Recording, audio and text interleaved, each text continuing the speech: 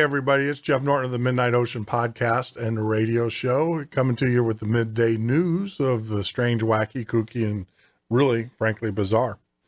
Have you ever wondered what it's like to get up close and personal to a thunderstorm? Not me, but I'm sure there's people out there. We're going to show a video of a gentleman who did just that for you here in a little bit.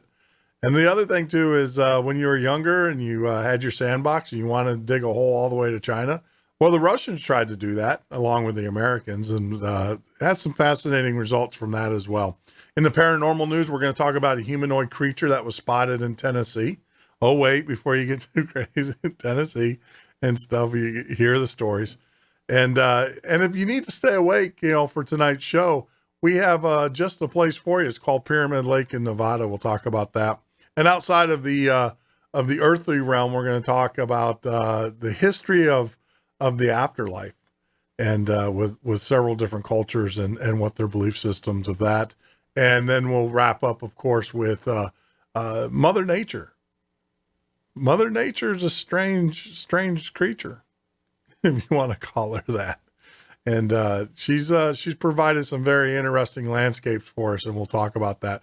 All the shows or all of the news that we're going to talk about today, we have a link to all of their websites and their web pages and YouTube videos and stuff. We wanted to post them here, but we don't want to infringe on anybody's copyright. So we do ask that you go at the bottom in the description. We'll have a page where you can link, or on the description we'll link to them, and then you can go out and read more about that. So getting to our gentleman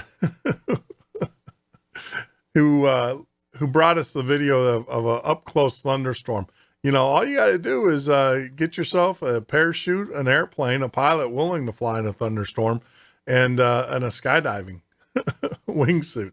And that's exactly what Sean MacCormac did. Is he leaps 2 miles outside of an airplane right into the heart of a thunderstorm in southern Florida. It's just crazy. There's crazy stuff. There's a great video of it. You need to watch it. He's part of the Red Bull Wings group. And, those guys are just pushing it to the envelope. Everything, it's crazy, but it's a great video.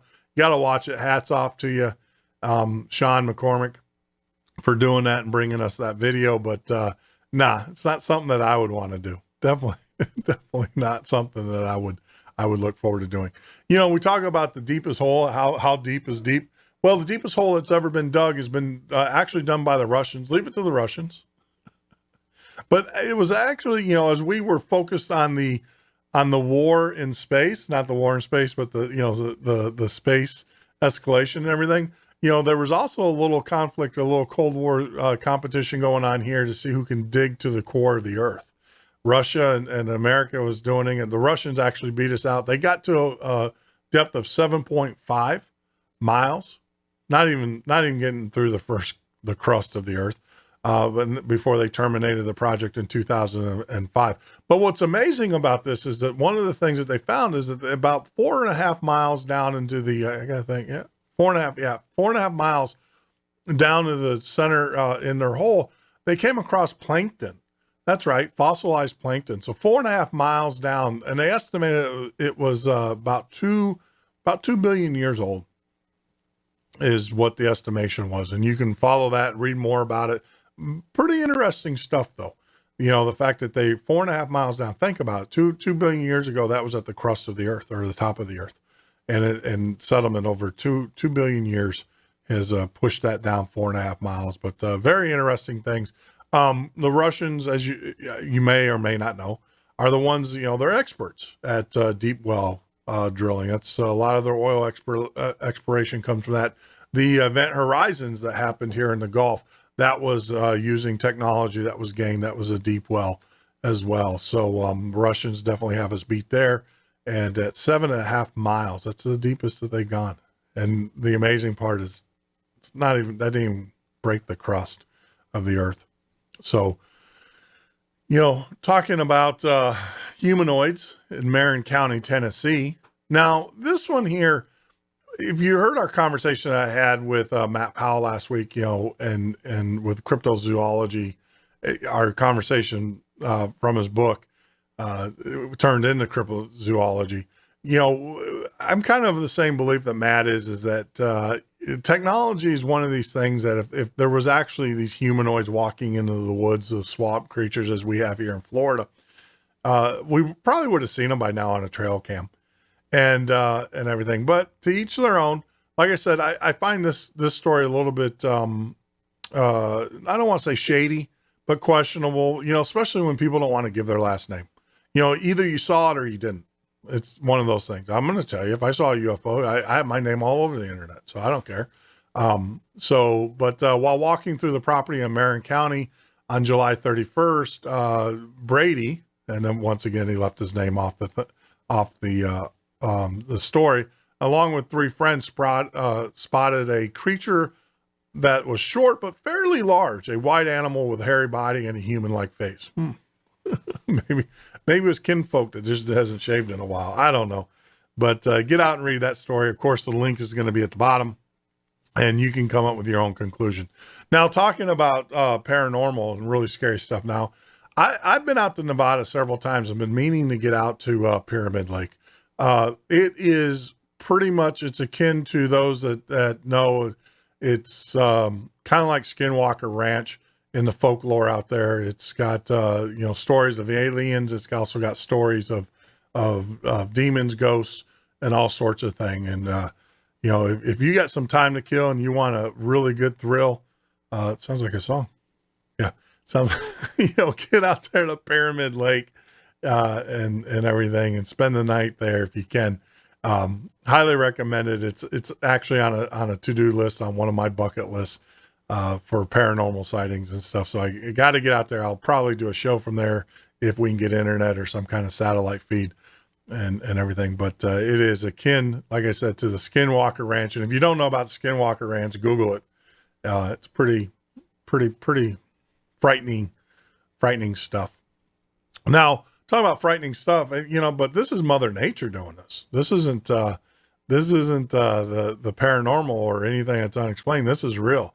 The people over there at paramine.net have put together a list of the strangest places on Earth. And these are all Mother Nature created. You have the blood red beaches of China. It's pretty freaky. When you look at it, you got the plain jars in Laos, which are large marble boulders that have been hollowed out, and they look like jars, like the giants or the Nephilim or whoever might have done it. Who knows? Maybe they did. Maybe they were in Laos. We never know. But, got to get out there and take a look. I mean, they put together a list of the strange, bizarre places on the earth. And, great article. I would recommend that you have to do that. And then to wrap up today's show, we in different cultures have different belief systems, especially when it comes to the afterlife. Well, the people at History Extra put together a really great article on the cultural differences of the afterlife and the different belief systems. That's a great article if you want to read about what the Greeks thought, and what the different religions or cultures believe throughout the history and the afterlife. That actually makes a really, really great read. But that will wrap it up for today's news brief.